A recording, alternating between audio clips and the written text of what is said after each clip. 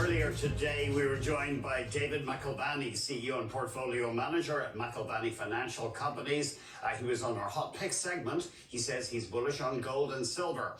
And he started off by telling us why he thinks gold is going higher. I do think that by year-end, 32.50 is a reasonable price target. We could see lower prices initially. And, you know, the biggest concern that we have is a very strong U.S. dollar, which even today is impressively moving higher. And yet we've had very resilient gold prices in the last few weeks in the face of a very strong dollar. So what has typically been a headwind is not. So we'll see if that relationship reasserts itself in 2025. But looking at the current geopolitically and fiscally fraught world, we think that gold does have a great story going forward.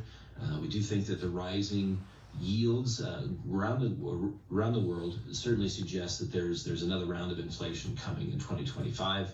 And with inflation sensitivity, gold is intriguing. Silver even more so, tends to be even more sensitive in that kind of environment. Yeah, let's talk about silver, because we often don't spend enough time talking about silver. It tends to follow gold.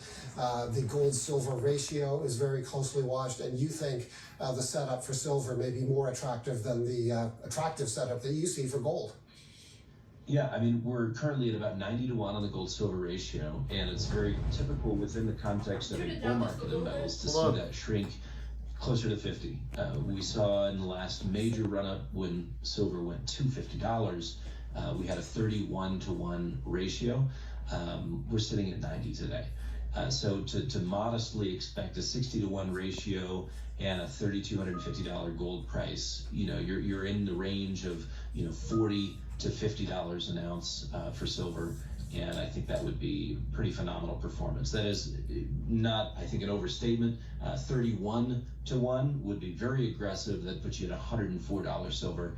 I don't think we'll have that in 2025, but $54 is a reasonable outside number. Okay, that would be quite a run in silver. Let's go to a stock that is a silver mining stock. It's one of your picks, MAG Silver, ticker symbol MAG. You know, we like MAG for a number of reasons. Very competent operator.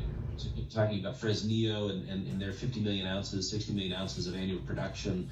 Juanicipio is one of the assets that they're a majority owner in, and MAG owns 44% of the project. They don't have a lot of the operating responsibilities. They've got a couple of U.S. projects which are sort of pending, but 14 million ounces of silver production a year, a little bit of gold, and other assets that are coming out of the ground. I think what I like about the project is they've only explored about 5% of their land package. So they're producing a healthy amount of silver. That project, those are the best margins that Fresnillo has of any mine that they operate.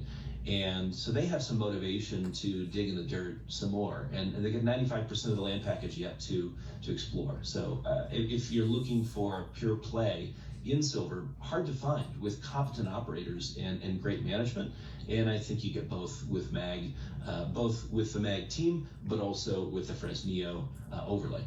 Okay, let's go to one of your picks in the gold sector. It's a familiar name to investors, Agnico Eagle Mines, AEM. Yeah, I mean, if you had to click one name in the gold space, it's tier one jurisdiction. It's the best management in the business, bar none.